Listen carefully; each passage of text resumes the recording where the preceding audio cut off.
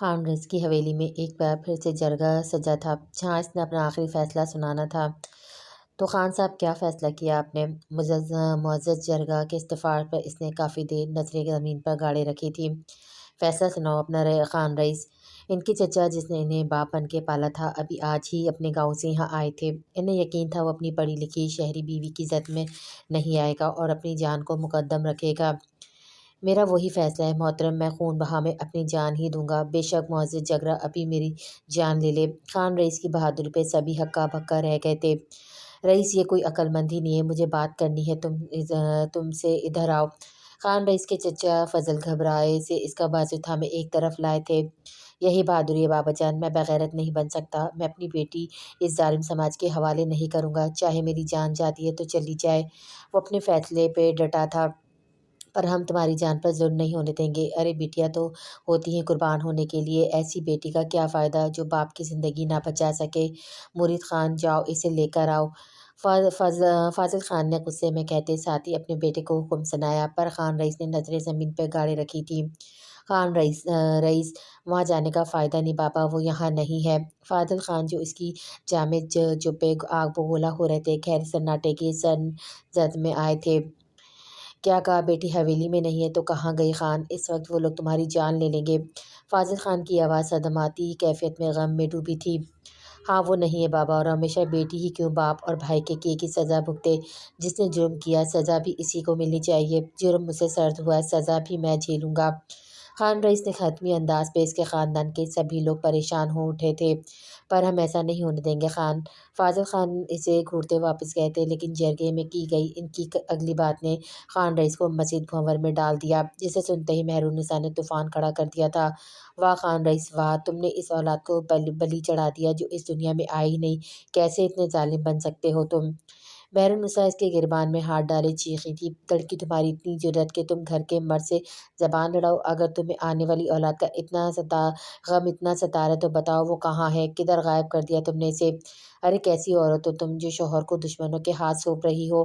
فاضل خان کو اپنے قبائلی اصولوں کے خلاف اٹھتی اس کی زبان ہمیشہ سے کھلتی تھی، اس لیے وہ کم ہی ادھر کا رخ کرتے تھے، پر قسمت کی یاوری کہ وہ ایک بار پھر سے مہرالنساء کے سامنے تھا۔ گھر کا مرد غلطی جب ان کی ہے تو میرے بچے بلی کیوں چڑھیں گے؟ میں کہہ رہی ہوں میں ابھی یہاں سے چلی جاؤں گی۔ خان رئیس مجھے طلاق چاہیے ابھی کے ابھی۔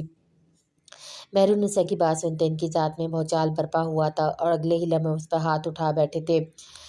بابا جان صحیح کہتے ہیں، میں نے تمہیں ڈھیل دی ہے، تم پہ میرے بہت حساب باقی ہیں۔ مہرالنساء بتاؤ میری بچی کہاں ہے ورنہ میں تمہارا گلا دبا دوں گا۔ خان رئیس تو جیسے سوچنے سمجھنے کی سدبد کھو بیٹھے تھے، تبھی ان کے گلے پہ ہاتھ رکھ کے دبانا شروع کیا تھا۔ خان کیا کر رہے ہو تم؟ چھوڑو اسے، ایک اور قتل اپنے سر لینا چاہتے ہو؟ مرید خان نے آگے بڑھتے اس مہرالنساء کو اس کے شنکچے سے نکالا تو وہ سر پکڑ کر بیٹھ گئے تھے۔ آنے والے دن ان کی شادی شدہ زندگی میں کئی ناچاکیوں کا باعث بنے، مگر مہرالنساء نے اپنی زبان نہیں کھولی تھی۔ او مائی گاڈ، یہ کیا تم نے اسٹوپڈ لڑکی، میرا اپنا قیمتی بیگ خراب کر دیا ہے۔ جاہل خود افورڈ نہیں کر سکتی تو اس کا یہ مطلب نہیں کہ جیلسی میں آ کے میرا بیگ خراب کر دو۔ کیفیٹیریا میں موجود ایک ٹیبل کا یہ منظر سب کی توجہ کا مرکز بنا ہوا تھا، وہ بھی جو ابھی آیا ہوا تھا۔ چلاتی ہوئی لڑکی نے اس کی سماعتوں میں ناگواری گھولی تھی۔ آئی ایم سوری میم، میں نے یہ جان بوجھ کے نہیں کیا ہے۔ I am really sorry. What sorry? ہاں تم جانتی بھی ہو یہ برانڈڈ کا سب سے نایاب اور قیمتی پیس تھا۔ If stupid. سامنے موجود لڑکی کی نازکی اور ادا دیکھنے کے قابل تھی، تو وہیں اس کی ساتھی لڑکیاں بھی پریشان ہو رہی تھیں۔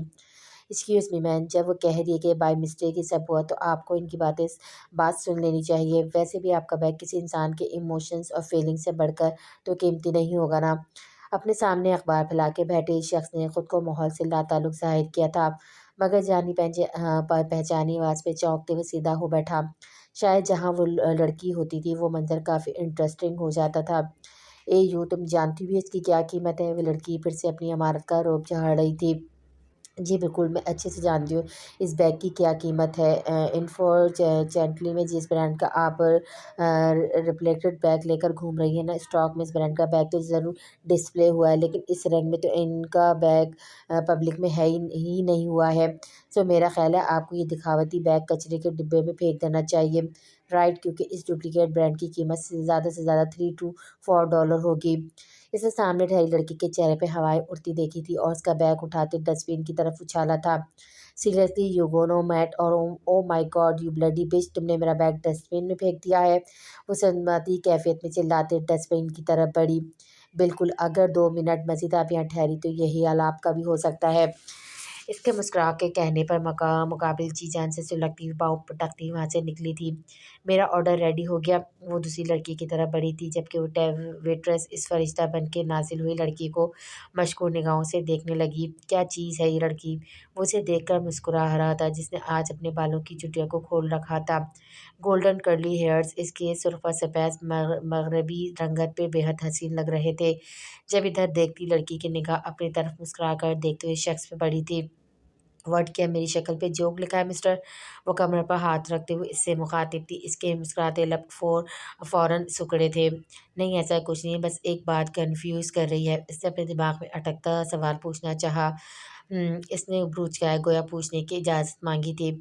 आपको कैसे पता चला कि इस ब्रांड का एक ही बैग लाउंज और दूसरे रंग का नहीं? इसके पूछने में तंजिया हंसी थी। मैंने सिर्फ झूठ बोला था कि आपने देखा नहीं वो कितनी कन्फ्यूज हो गई थी। हालांकि वो ब्रांड इसके अपने बाप का था। इस जैसी बिगड़ी अमीरजादी का यही हाल था मेरे पास। इसने बड़ी ठिठाई से अपने झूठ बोलने के राज को अया किया। जब वेटर इसका ऑर्डर लाई थी, अभी तक वो ये अंदाज़ा कर पाया था कि वो लड़की कोई डिलीवरी गर्ल थी, लेकिन इसके हर अंदाज से झलकता पुरएतमाद अंदाज से काफ़ी मुतासिर कन लगा था। इंटरेस्टिंग। वो एक बार फिर इसे सराहे बगैर नहीं रह सका था। आज तुम्हें तू और मेहर के साथ इनकी दोस्त की शादी में जाना है ज़रख़ाम। इनकी ज़िम्मेदारी में कोई कोताही बर्दाश्त नहीं होगी हमें। सुबह-सुबह ही मुख्तार यूसुफ़ज़ई ने इसे अपने पास बुलाते अहकामात जारी किए तो वो मुअद्दब सा सर झुकाए खड़ा था। इज़्ज़त दी जाती है, एतबार कमाया जाता है और तुम हमारे वाहिद मुलाज़िम हो जिस पर हम अपने घर की ख़वातीन के लिए आँखें बंद करके भरोसा कर सकते हैं। मेहरबान ने अंदर आते हुए बाबा जान के अल्फ़ाज़ सुने तो दिल चाहे ने फ़ौरन से इस शख़्स के बारे में बताया कि वह घर की ख़वातीन के मामले में काबिल भरोसा नहीं है। मगर खामोशी से चेयर घसीटते ब्रेकफ़ास्ट करने लगी थी। "तहु बेटा, कितने बजे तक निकलना है आपने?" इसके जाते ही मुख्तार यूसुफ़ज़ई मंदहा की जानिब मुतवज्जह हुए, चूँकि इस प्रोग्राम की सरगर्दा वही थी। "बाबा, ब्रेकफ़ास्ट के बाद हम अपना अपना के बाद एंड गैस हमें वहाँ से स्टे करना पड़ सकता है। एंड प्लीज़ बाबा, मना मत कीजिएगा, कॉज़ हम बहुत खुश हैं। हम पहली बार यूँ किसी दोस्त की शादी पर जा रहे हैं।" मंतहा ने मुख्तार यूसुफ़ज़ई के हाथ थामे लाड भरे अंदाज में कहा तो महज़ सर हिलाकर रह गए थे। सियासी हलकों में इनके कई दोस्त और कई दुश्मन थे, इसलिए वो बेटियों के मामले में काफ़ी से भी ज़्यादा एहसास रखते थे। मतलूबा वक़्त पर वो लोग रवाना हुए थे। मंतहा बेहद खुश थी और इसका इज़हार इसके हर अंदाज़ से बाखूबी हो रहा था। इन्हें मंज़िल तक पहुँचते-पहुँचते रात हो गई थी, जहाँ इनका इस्तकबाल काफ़ी बेहतरीन तरीके से हुआ था। मंतहा की दोस्त तैयबा का ताल्लुक जागीर घराने से था और बेटी की शादी पर भी दिल खोल कर किया गया इसराफ़ नज़र आ रहा था। "तहु हो इज़ हैंडसम गाय," तैयबा की कज़न रबिया ने दिलबराना निगाहों से देखते हुए कहा, जो तैयबा के बाबा से हाउ हेलो कर रहा था। "कौन? किसका पूछ रही हो तुम?" मंतहा ने हैरत भरे अंदाज में पूछा, मगर पेन किए गए इशारा पर तकफ़राना अंदाज़ अपनाया। तारुफ़ कराया तो वहाँ मौजूद सब लोग ही हैरान हुए थे, क्योंकि आज ही मेहंदी नाइट थी तो इन्हें भी रेडी होना पड़ा था। मंतहा तैयबा के साथ थी, जबकि वो जिस रूम में रहने वाली थी वहाँ ठहरी तैयार हो रही थी। जब बिना नॉक किए ही कोई अंदर आया था, वो एकदम गड़बड़ाई और पर दूसरे ही लम्हे शदीद गुस्से में इसकी तरफ बढ़ी। "तुम यहाँ क्या कर रहे हो ड्राइवर?" ज़रख़ाम ने गहरे शोख रंगों से मज़ीद मल्टी शेड गरारे में मलबूस मेहरमा को देखा तो एक समय सुध-बुध खोए से देखा जा रहा था। ड्राइवर, मेहरमा इसके देखने अंदाज में मज़ीद सख्त पाँव होते चिल्लाई तो वो भी होश में आया था। मैं यहाँ आपसे अपने गुज़िश्ता रवैये की माज़रत करने आया हूँ मेहर बीबी। वो वाक़ई इससे अपने रूड बिहेवियर की माफ़ी माँगने आया था, जो उसका नाराज़ चेहरा देखकर ख़ुद को लान-तान करता आया था। पर यहाँ आके तो शायद पिछले रवैयों से ज़्यादा अपने अगले रवैयों से वो इसे मज़ीद बदगुमान करने वाला था। "मुझे तुम्हारे किसी रवैये से कोई फ़र्क नहीं पड़ता ड्राइवर, लेकिन तुम्हें इतना ज़रूर याद रखना चाहिए कि एक मालिक और नौकर के दरमियान क्या रिश्ता होता है और उनसे कितना डिस्टेंस रख के बात करनी चाहिए। पर तुम जैसे जाहिल इंसान को क्या मैनर्स।" वो कल की भड़ास निकालते लाल पीली हो रही थी। ज़रख़ाम को एक लम्हे शोभा हुआ था, वह मेहरमा नहीं बल्कि मंतहा ठहरी है। सही कहा आपने बीबी जी, मुझ जैसे अनपढ़ शख़्स को भला मालिकों से बात करने की क्या तमीज़। मैं तो जी वही करता हूँ जो बड़े मालिक और घर वाले कहते हैं। पर आपको सुफियान यूसुफ़ज़ई से फ़ासला बना के रखना चाहिए मेहरमा बीबी। इसने अपनी गुस्ताख नज़रों को ज़मीन पे गाड़ते हुए सुफियान का नाम लेते हुए वक़्त दाँत कुचकुचाए थे। Shut up! तुम हो कौन, हाँ? क्या तुम्हें हर वक़्त तुम्हारी हैसियत बतानी पड़ेगी? मेरे और सुफियान के दरमियान के मामलात डिसाइड करने को बाबाजान है। ओके नाउ और get out of here bloody fool man. इसने हाथ में थामा झुमका टेबल पर पटकते हुए झंकारती आवाज़ में ज़रख़ाम को कहा और दूसरी तरफ रुक़िया अपना गुस्सा कंट्रोल करने लगी थी। सरख़ाम को इसकी ऊँची आवाज़ काफ़ी गिरा गुज़री थी। वो जिन इरादों से आया था, इन इरादों पे मेहरमा का रवैया जलता शोला बना था और वो दरवाज़ा बंद करते इसकी तरफ बढ़ा था। दरवाज़ा बंद होने की आवाज़ पर वो यही समझी कि वो जा चुका है। तभी इसने अपना रुख़ मोड़ा था, पर ज़रख़ाम को अपने इंतहाई करीब देखकर इसकी चीख बुलंद हुई थी। पर इसने मेहरमा के लबों पे हाथ रखते इसकी चीख का गला घोंटते इसे पीछे धकेलते दीवार से लगाया था। बहुत कह लिया आपने मेहर बीबी, बहुत कुछ कह लिया और मैंने भी सह लिया, लेकिन अब नहीं। मुझे फ़र्क नहीं पड़ता कौन मालिक है कौन ग़ुलाम, लेकिन मुझे फ़र्क पड़ा इस शख़्स से जिसके लबों पे आपका नाम आता है और उसके लबों पे आपका नाम। खुदा की कसम मेहर बीबी, अब अगर एक बार भी इस शख़्स का नाम आपकी ज़बान पर आया, मैं इसे गोली मार दूँगा। ज़रख़ाम की तैज़दा आँखें मेहरमा को खौफ़ज़दा कर रही थीं। कुछ ऐसा जुनून था इन आँखों में जो अलग था। इसने इन आँखों में हमेशा अपने लिए पसंदगी के रंग देखे, तो जो अब जुनून में ढले नज़र आ रहे थे। ज़रख़ाम ने कब इसके लबों से अपना भारी हाथ हटाया, इसे महसूस भी नहीं हुआ था। अगर कुछ सामने था तो इस बॉडी बिल्डर के सामने इस ध्यानबान लड़की का चूटी जैसा वजूद। अच्छी लग रही हैं आप मेहर बीबी, लेकिन ये झुमके चाँद पे सितारे टाँकने के मानंद लगेंगे। इससे पीछे होते इस पे मुकम्मल निगाह दौड़ाते हुए और टेबल पे गिरा झुमका उठा के इसके पास आया था। लेकिन वो अभी तक किसी सदमे में गुमसुम ठहरी थी। तभी ज़रख़ाम ने वो झुमका इसके कान में डाला और ज़रा-सा इस पर झुका था। आप मेरी कही बात रख लें मेहर बीबी, ये नौकर अपनी औकात से बाहर आने की ज़रा-सा आरत नहीं करेगा। इसने लब अपने पहनाए झुमके पे रखे, गंभीर आवाज़ में सरगोशी करते हुए पीछे हटा और तेज़ी से वहाँ से निकल गया। महज शदीद शौक़ में मुब्तला दीवार के सहारे ज़मीन पे बैठती गई थी। वो उसे छू कर गया था और वो इसे एक थप्पड़ भी ना मार सकी थी। वो शख़्स किस रविश पे जा रहा था जो इसके लिए बहुत मसाइल खड़े कर सकती थी। आज इसे एक पार्सल डिलीवरी करने के बाद जॉब इंटरव्यू के लिए जाना था। इस जल्दी में अपनी इंडियन दोस्त रागनी से इसकी बाईसाइकिल उधार लाई थी। इंटरव्यू के बाद इसे अपने सिलेक्ट होने के चांसेस बहुत कम नज़र आ रहे थे, जबकि 3 महीने से इसका रेंट पेंडिंग में था और लैंड लेडी ने इसे लास्ट चांस दे रखा था। इन गहन सोचों में उलझी वो सामने आते शख्स को नहीं देख पाई थी और वो बाइक से हिट होता सड़क के बीचों बीच पड़ा शख्स इसे मज़ीद हवास बख्ता कर गया था। ऐसे ज़ख्मी शख्स को छोड़ के जाने पे ज़मीन ने मलामत किया तो था, वहीं इसने बेदर्द चोट पर वर्व उठा, मगर अपनी तरफ बढ़ती लड़की इसे चौंका गई थी। क्या तुम ठीक हो? I am really sorry. वो मैं अपनी जॉब और लैंड लेडी को लेकर बहुत परेशान थी, तो बस अचानक हो गया। और वाइस I am too much irresponsible girl. Oh! इसने मुआज़रत करते हुए साथ गायब दिमागी से अपनी मजबूरियाँ भी गिनवा रही थी, जबकि वो यकटके इसे देख रहा था। थैंक्स गॉड कि तुम ज़्यादा ज़ख्मी नहीं हो। अगर तुम चाहो तो मैं तुम्हें ड्रॉप कर सकती हूँ। वो इसे शाहाना अंदाज में ऑफ़र देते हुए बोली। इस शख्स ने एक नज़र इसकी शाहाना सवारी को देखा और फिर जाने से क्या हुआ कि एकदम चकरा कर वापस ज़मीन पर गिरा था। हे मैन, क्या हुआ तुम्हें? Please wake up. वो हैरान परेशान सी इसका चेहरा थपथपा रही थी, पर शायद वो बेहोश हो चुका था। एक नई परेशानी को अपने सर देखकर इसकी आंखों में नमी भरने लगी थी। हॉस्पिटल के रूम में झाँकते हुए बार-बार परेशानी से हाथ और माथा मसल रही थी। इस शख्स से अजनबी से हुई गुज़िश्ता तमाम मुलाकातें इसे याद आ रही थीं। वो इसके लिए हमेशा अनलकी साबित हुआ था, न जाने आज क्या मुसीबत आती थी। एक्सक्यूज़ मी, आपके पेशेंट को होश आ गया है। नर्स की आवाज़ पे वो फ़ौरन रूम की जानिब लपकी थी, तभी पुलिस को वहाँ आता देखकर इसके हलक में कांटे चुभे थे। वो इस शख्स से बयान लेने आए थे शायद, मगर नर्स ने इन्हें दरवाज़े पे ही रोक लिया था। तुम्हें अचानक हुआ क्या था? आई मीन यूँ कैसे तुम बेहोश हो गए आखिर? वह बमुश्किल अपने गुस्से पर काबू पाते इससे सख्त अंदाज़ में जिरह करते हुए पूछ रही थी। मुझे मुझे क्या हुआ था? हाँ, तुमने अपनी बाइक से मुझे टक्कर मारी थी और मेरी आँख में टाँग। वो अपने माथे पे बंधी पट्टी पे हाथ फेरते हुए बोला और दूसरे पल टाँग पकड़े चिल्लाया तो सब अलर्ट हुए थे। Are you all right mister? वो नर्स फिर से इससे पूछने लगी थी कि जबकि वो लड़की दंग सी ठहरी थी। बज़ाहिर तो खून की एक बूंद भी नहीं निकली थी, फिर वो शख्स नाटक क्यों कर रहा था? आपका नाम क्या है मिस्टर? पुलिस वाले अंदर आते इससे पूछने लगे थे, जबकि वो नाम पूछे जाने पर सर थाम कर बैठ गया था, अपनी साइड पॉकेट्स में हाथ डालते बटुए की खोज की परवाह वो कहीं नहीं था। वो मुझे लगता है एक्सीडेंट के वक्त मेरा सामान कहीं गिर गया है या किसी ने चोरी कर लिया है, इसने के नकियों से अपने सामने ठहरी लड़की को देखकर कहा, जबकि वो हक्का बक्का ठहरी इसे देख रही थी। पुलिस वाले इसे जाने क्या क्या पूछ रहे थे, तभी उन्होंने इस लड़की की जानिब तफसीली निगाहों से देखा। वो गड़बड़ाते हुए अपने बारे में बताने लगी। जब पुलिस वाले ने इन मिस्टर के साथ होने पर वजह पूछी थी, सर एक्चुअली ये वही लड़की है जिनकी बाइक, इसने महम अंदाज में अपनी बात अधूरी छोड़ी थी। वो गड़बड़ा उठी थी।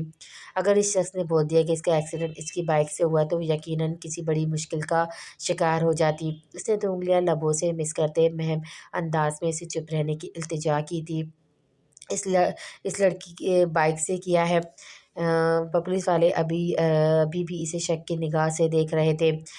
मुझे स्टाफ से पता चला ये लड़की मेरी मसीहा है और मुझे अपनी बाइक पर यहाँ लाई है। इसने गोया इल्तिजा मानते हुए इसकी कंप्लेंट नोट की और वहाँ से चले गए। Thanks for this favour. Okay मुझे अब चलना चाहिए।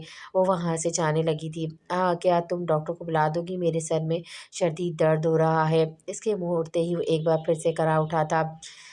वो गहरी सांस भरते डॉक्टर को बुला लाई थी। इसे इस शख्स की बातें इंतहाई शौक में मुब्तला कर रही थी। वो सैड शायद ये अपनी याददाश्त खो चुके हैं, इन्हें अपने मुतालिक कुछ भी याद नहीं। डॉक्टर इसके मुकम्मल मुआयने के बाद बोला, जबकि वो शदीद शॉक्ड हुई थी। इतने मामूली से एक्सीडेंट पर किसी की याददाश्त कैसे जा सकती थी? डॉक्टर इसे हक्का बक्का छोड़ कर जा चुका था, पर ऐसा हुआ था तो वो भी कुछ नहीं कर सकती थी। ए लिसन, तुम कहाँ जा रही हो? मुझे कुछ याद नहीं आ रहा सिवाय इसके कि मैं तुम्हारी बाइक से टकराया था और इस हाल में पहुंचा हूँ। अगर मैंने ये पुलिस को बता दिया तो तुम जानती हो फिर क्या होगा? बल्कि मुझे तो डाउट है मेरा बटुआ वगैरह भी तुमने चोरी किया है। देख लड़की, इससे मुझे मेरी शनाख्त पता चल सकती है। वह वापस करो मेरा सामान छोड़नी। वो इसे रोकते जाने की दोस्त में बात कर रहा था। ए मिस्टर, लोग तुम अपनी गफलत से यहाँ हो। ओके अगर तुम मेमोरी लॉस का शिकार हो चुके हो तो मैं क्या कर सकती हूँ? ओ या एक काम कर सकती हूँ कि तुम्हारी तस्वीर सोशल मीडिया पे लगा सकती हूँ। इससे तुम्हारे घर वाले तुम्हें पहचान कर ले जाएंगे। वो एक बेहतरीन आइडिया के साथ इसकी तस्वीर लेना चाहती थी जब एक बार फिर से वो करा उठा। इसके हिलने जुलने से वो एक तस्वीर भी सही से नहीं ले पाई थी। फिर डॉक्टर फिर इसे संभाल रहे थे और इसके लिए ठहरना मजबूरी बन चुका था। तुम कहाँ गुम हो महरमा? बाहर सब हमारा इंतज़ार कर रहे हैं। कमरे में दाखिल होती मंतहा बखौरी से देखा था। मल्टी शेड गोल्डन गरारा पहने आम से मेकअप किए वो कितनी ख़ास लग रही थी। इसका दिल एकदम अपनी तैयारी पर ख़राब हुआ था। ये ड्रेस तुमने कब लिया था महर? और ये झुमके लेशिस का हैं लेशी हैं। मंतहा के जरा करने पे मेहरमा ने एक निगाह अपने हुलिये पे डाली थी। अच्छी लग रही हैं आप मेहर बीबी, लेकिन ये झुमके चांद के सितारे टांगने की मानंद लगेंगे। पास कहीं से धीमी सरगोशी उभरी और वो गहरे ख्वाब से जागी कैफियत में मंतहा को देखने लगी थी। तुम ठीक हो? मंतहा को इसके खोए खोए अंदाज चौंका गए थे। हाँ मैं ठीक हूँ, चले बाहर। इसने अपना चेहरा थपथपाया था। मंतहा ने बखूब इसका जायज़ा लेते इस्बात पे सर हिलाया। वो बाहर आई तो ढोलकी की थाप पर लोकल गीत गाए जा रहे थे, सो वो भी तैयबा के हमरा काउंच पे बैठी थी। तैयबा की फैमिली इंतहाई मॉडर्न थी, इसलिए मौज़न की तफरीक किए बगैर कंबाइंड फंक्शन अरेंज किया गया था। मंतहा की नस्बत वो रिज़र्व नेचर की वजह से एक कोने में दबकी बैठी थी, जबकि मंतहा मुकम्मल तौर पर इंजॉय कर रही थी। तैयबा की रस्म शुरू हुई तो एक तरफ आकर बैठी थी, मगर मुसलसल एक बेचैनी के घेराव में थी। कुछ ऐसा था जो इसके गिर्द एहसार बांध रहा था, जिससे वो कंफर्टेबल फील नहीं कर रही थी। हेलो गाइस, गॉर्जियस लेडी, एक इंतहाई दिलकश आवाज़ पर इसे सर उठाए सामने देखा। वाइट कुर्ता शलवार में मलबूस खूबसूरत दाढ़ी और दिलकश नकुश के मालिक शख्स को देखते इसकी धड़कनें ज़ीरो बम का शिकार हुई। हाय, वो इंतहाई फॉर्मल सा जवाब देते अपने तासुरात पर काबू पाने लगी थी। मेरा नाम वजाहत है। इसने बेतकल्लुफ़ी से मेहरमा के करीब पड़ी कुर्सी पर पुरजमान होते हुए कहा। मेहरमा ने आंखें टेढ़ी किए उबरूज का वाज़ेह जवाब दिया कि तो मैं क्या करूं, मगर अगले जुमले में जैसे कोई असर ही नहीं पड़ा था। میرے خیال سے آپ دلہن والوں کی طرف سے ہیں، رائٹ؟ کیونکہ دولہا والوں کی سائڈ سے حسین شکل خواتین نہ دکھنے کے برابر ہیں۔ اپنے تجزیے کا برملا اظہار کرتے ہوئے کھل کے مسکرایا۔ مہرماں ایک لمحے کو تو ٹھٹکی تھی، بھلا کوئی آدمی مسکراتے ہوئے اتنا حسین کیسے لگ سکتا تھا؟ پر دوسرے لمحے اپنی سوچ پہ لاحولہ پڑتے ادھر ادھر نظر دوڑائی، پر ایک مقام پر تو سانسیں جیسے رکی تھی، حلق جان میں اٹکی تھی، پر وہ زیادہ دیر ان شعلہ فشاں نظروں کا مقابلہ نہیں کر پائی تھی۔ وہ اس سے رخ موڑ لیا، کچھ سوچتے وہ اس وجاہت نامی شخص کی طرف مکمل طور پر متوجہ ہوئی تھی۔ زخام جو اسے پہلے کسی انجان مرد کے پہلو میں بیٹھے دیکھ کر سلک رہا تھا، اس کی حرکت پر تو جیسے اس کی آنکھوں سے شرارے پھوٹنے لگے تھے، جبکہ وہ خود اس سے مکمل لاتعلق ظاہر کرتے ہوئے وجاہت سے باتیں کرنے لگی تھی۔ اوہ، آپ تو کافی سویٹ خاتون ہیں، اور وائل آپ کے تاثرات دیکھتے مجھے ڈر تھا کہیں میری دوسری بات پر آپ مجھے تھپڑ ہی نہ جڑ دیں۔ وجاہت نے برملا اپنی سوچ کا اظہار کیا تو وہ شرمندہ ہو گئے، شاید وہ کچھ زیادہ ہی روٹ ہو گئی تھی اس شخص سے۔ نہیں، ایسا کچھ نہیں ہے، میں اجنبی سے بات کرتے ہوئے ایک اسپیس ضرور رکھتی ہوں۔ مہرماں نہیں چاہتی تھی کہ آیا اسے وجاہت سے باتیں کرنے اچھا لگ رہا تھا یا وہ محض ڈرائیور کو چلانے کی خاطر یہ سب کر رہی تھی۔ آخر وہ ہوتا کون تھا اس پہ اس طرح سے دھوس جمانے والا؟ وجاہت ایک بزنس کلاس سے تعلق رکھتا تھا اور طیبہ کے ہسبینڈ کا کافی قریبی دوست تھا، جس وجہ سے اس کے ہر فنکشن میں شریک ہونے کے ارادے رکھتا تھا، مگر وہ مہندی کے فنکشن پر ہی اپنے مزاج کی کمپنی نہ دیکھ کر تمام ارادے منسوخ کرنا چاہتا تھا۔ ایسے میں پوری محفل سے الگ تھلگ بیٹھی وہ روشن آنکھوں والی لڑکی اس کی توجہ کا مرکز بنی تو وہ جیسے بن ڈور کے ہی بندہ چلا آیا تھا۔ بہت اچھا لگا آپ سے بات کر کے مس مہرماں، اس نے باقاعدہ ہنستے ہوئے کہا تھا۔ ہاں، مجھے بھی، وہ بھی جب ون انفارمل سا مسکرائی تھی اور یہاں زرخام کی برداشت تمام ہوئی تھی اور فوراً اس کے سر پر پہنچا تھا۔ مہرماں بی بی، اس کی آواز عام روٹین سے ہٹ کے کرک اور اونچی تھی۔ مہرماں پوری طرح چونکی تھی، وجاہت کے چہرے پر بھی ناگواری کے تاثرات چھائے تھے۔ ہے مین، ہو آر یو؟ وہ اپنی جگہ کھڑے ہوتے ہوئے اپنے کرتے سے نادیدہ مٹی جھاڑتے بولا، جبکہ نظریں کھدر کے سیاہ کاٹن شلوار میں ملبوس شخص پر تھی جس سے اتنی گرمی بی بی روایتی شال کندھے پر رکھی ہوئی تھی۔ ہم آپ سے بات نہیں کر رہا صاحب، مہر بی بی، سردار صاحب کا فون ہے، بات کرنا چاہتے ہیں وہ آپ سے۔ زرخام نے کمال بے نیازی سے وجاہت کو سرے سے اگنور کرتے ہوئے مہرماں کو کہا تھا۔ اسے یاد آیا وہ اپنا سیل روم میں رکھ آئی تھی، یقیناً بابا جان کال کرتے رہے ہوں گے۔ وہ ان دونوں کو اگنور کرتے سیل لینے کے لیے زرخام کی طرف ہاتھ بڑھا گئی تھی۔ کون ہے یہ شخص مہر؟ وجاہت نے حیرانگی سے دریافت کیا تو مہرماں نے ایک لمحے وجاہت اور پھر زرخام کو دیکھا تھا، جبکہ زرخام یوں ایک انجان شخص کے اتنے استحقاق بھرے انداز میں مہرماں کا نام لینے پر حیران ہوا تھا۔ یہ ہمارا ڈرائیور اور گارڈ ہے۔ اس نے زرخام کے سامنے ہاتھ کیا تو اس نے خاموشی سے اپنا سیل اس کے ہاتھ پر رکھا تھا۔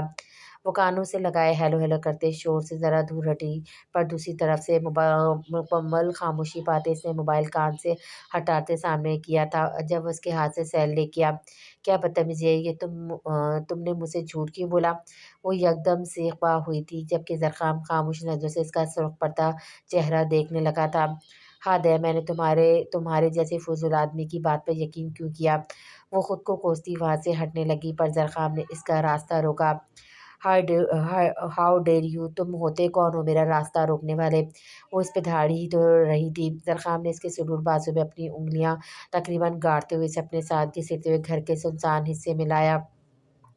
آپ کو میری ایک بار کہی گئی بات سمجھ نہیں آئی شاید مہر بی بی، کیونکہ آپ اپنے ساتھ ساتھ دوسروں کی جان کی دشمن بن رہی ہیں آخر۔ وہ ایک ایک لفظ چباتے مہرماں کے چہرے پہ جھکے جا کہہ رہا تھا، وہیں پر اس کے ہاتھوں سے خود کو نکالنے کے لیے تگودود کر رہی تھی۔ چھوڑو مجھے جنگلی انسان، درد ہو رہا ہے مجھے۔ اس کا بس نہیں چل رہا تھا وہ زرخام کی آہنی گرفت سے نکلتے ساتھ ہی اس کا قتل کر دے۔ اور اس درد کا حساب کون دے گا مہر بی بی، جس کا شکار آپ جان بوجھ کر مجھے کر رہی ہیں؟ کیوں اتنی دیر وہ آپ کے پاس بیٹھا اور آپ نے جگہ نہیں بدلی؟ زرخام کی لال انگارہ آنکھوں کے سامنے اس کی تمام مذمت دم توڑ گئی تھی۔ تم ہوتے کون ہو مجھ سے جرح کرنے والے؟ مت بھولو کہ تمہاری حیثیت کیا ہے۔ بابا جان سے صرف ایک بار کمپلین کرنے کی دیر ہے، وہ تمہیں گھر سے دھکے مار کر نکال دیں گے۔ وہ دوسرے ہاتھ کی انگلی اٹھائے اسے وارن کرنے لگی تھی۔ زرخام نے مکمل خاموشی اختیار کر لی تھی۔ وہ جہاں کھڑے تھے اس وقت بالکل مکمل سناٹے میں جھینگر کی آواز عجیب سما پیدا کر رہی تھی، جبکہ چاند آسمان سے غائب ہونے کی وجہ سے گھر میں سجی چھوٹی لائٹ سے وہ بمشکل ایک دوسرے پہ حولے دکھا پا رہا تھا۔ میری حیثیت کیا ہے بی جان، یہ بتانے کے لیے ابھی مناسب وقت نہیں ہے، لیکن منتہا بی اور آپ صبح ہمارے ساتھ حویلی واپس چل رہی ہیں۔ کافی دیر بعد اندھیرے کو چیرتی سرد آواز پر مہر پہلو بدل کر رہ گئی تھی۔ ہم تمہارے غلام نہیں بلکہ تم ہمارے غلام ہو، مت بھولو کہ تم بابا جان کے بولی لگائے پالتو کتے سے زیادہ نہیں ہو۔ انتہائی نیچ ذات کے مکاک چٹاق، وہ جو اس کے دھور سے مارنے پہ سیخ پا رہی تھی، زخام کے بھاری ہاتھ نے ایک دم اس کی بولتی بند کروا دی تھی۔ مہر النساء نے لرزتے قدموں سے ہاسپٹل میں قدم رکھا تھا۔ وہ نہیں جانتی تھی خدا اسے کون سی دولت عطا کرنے والا ہے، مگر وہ یہ بھی نہیں بھول سکتی تھی کہ اس کی اولاد کو گروی رکھ دیا گیا تھا۔ بھلا کسی ماں کے لیے اس سے بڑھ کر اور کیا ظلم ہوگا؟ جس اولاد کو جننے کے لیے وہ موت کی سختی کے برابر اذیت سہیں گی، وہ اسی سے محروم ٹھہرائی جائیں گی۔ ڈلیوری کا وقت اسٹارٹ ہوا۔ جب وہ اٹھی تو حسب توقع اس کی گود اجاڑ دی گئی تھی۔